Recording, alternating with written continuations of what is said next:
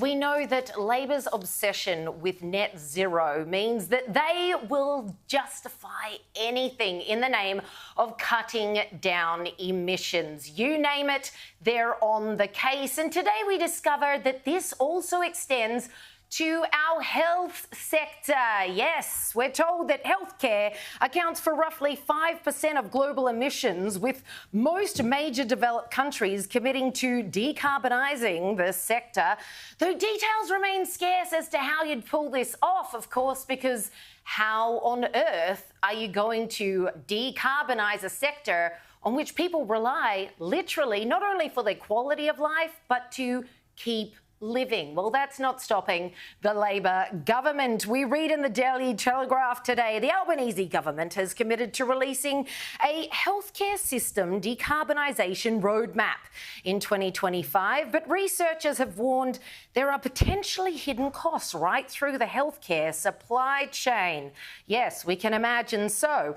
According to analysis by the Menzies Research Centre, switching a majority of Australian asthma sufferers to more environmentally friendly inhalers alone would cost taxpayers and patients more than $100 million extra annually. What are these new inhalers going to do? Are they going to be made of cardboard? What are people supposed to do? The article goes on to detail, thanks to this research done by Menzies, that even if they changed half of the 15 million inhalers purchased annually here in Australia to the more expensive, lesser emissions inhalers, that alone would cost $124 million. But of course, that's just going to be Labor playing with more subsidies, more of our taxpayer dollars, just handing them out like freebies. Joe, we have to have lost our minds when we're talking about not only this, but they're talking about we've got to reduce the emissions that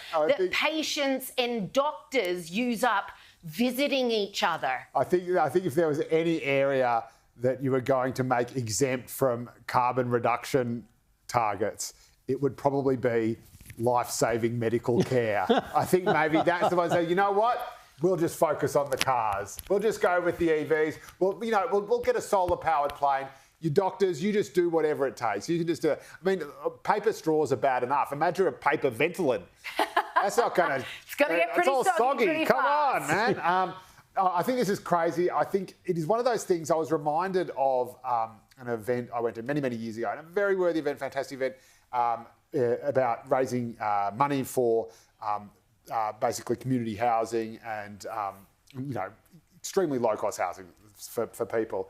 And they were trying to raise money to put solar panels on the roof so that the electricity bill would be cheaper for the... And I kind of just thought, you sort of get it. Like, I could see it makes sense. I could see it sort of was going to be cheaper and everything, but this didn't look like a homelessness initiative anymore. It looked like something else. And I feel like this doesn't look like a healthcare initiative anymore. It looks like something else. I think just let healthcare do whatever it has to do to... care for people's health. The clue's in the name. Yeah, and it's kind of essential. If you want to decarbonise other economies, transport, fossil fuels. No, they won't stop. Energy, they won't whatever. And for the sake of just 5% of global emissions, Kel, this is nonsense, and there is no way to do it without making healthcare less affordable. And possibly less efficient. That worries me, I've got to say. As an asthmatic, I've got to tell you, Ventolin is not destroying the global climate, right?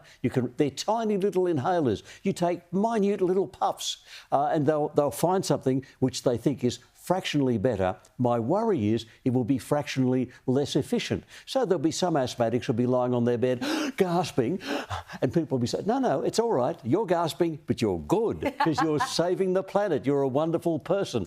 They'll be emitting less CO2, the asthmatics. And when they die, you find people will emit very little CO2. Right. Dead people don't emit any. That just makes sense. This is ridiculous. I mean, they actually lied to us. They said we're only coming after fossil fuels. They're getting after fossil fuels, so now they're turning to crippling farming, crippling long-distance transportation, crippling manufacturing, crippling the healthcare sector. What it amounts to, I think, Now, this is just me being, OK, this is serious. This is philosophy stuff. This is idolatry. This is worshipping the creation instead of the creator. And it's any level of worship up to and including human sacrifice. Whatever we need to do to make the climate safe. If a few people have to die, if a few people have to be uncomfortable, that's OK. I hadn't taken it to the Aztec level, but there we are. I've always said of this agenda, it is essentially very anti-human. Humans are being made to suffer, but being told whatever the suffering, whether it's energy prices, whatever the suffering, whatever form it takes, it's justified because we're saving the planet. I mean, I could not believe reading in the government's National Health and Climate Strategy today, they highlight the need to reduce staff travel and consider emissions from patient and visitor travel. How are you going to do that without affecting health outcomes? What are we going to have Zoom calls now for patient visitations? As was revealed just a couple of weeks ago, even Australia's climate change ambassador doesn't seem to have been able to resist taking overseas trips on aeroplanes. Oh, they never practice any of this themselves. So I'm pretty sure that, you know, if it's essential for them to have face-to-face contact, I'm pretty sure it's essential for doctors to have face-to-face contact. But again, I don't think it's this great conspiracy. I don't think it's anti-human. I mean, there's no livable planet. There are no humans. The green mindset is basically anti-human. You have to find a balance, and I know that's very difficult for some people to accept. But you have to find a balance and say, right, yes, we do. But would you agree that this isn't finding a balance? That's right. This is exactly what I said. Like, why go after a sector which is absolutely non-negotiably vital for human survival, for human health, i.e., the healthcare sector, when it is a tiny, tiny amount of the system? And why not go after the far higher emitters, you know, the big industrial stuff? And again, I've even said we still need to do that in a way that doesn't sacrifice people on the altar of ideology, that would make sure we're replacing all the jobs. They are still going after people. If you put up power costs, it is old age pensioners who don't heat their homes in winter. It is people who end up paying the price. It's people who suffer. So it's basically cruel in the end, and they don't care. But in the end,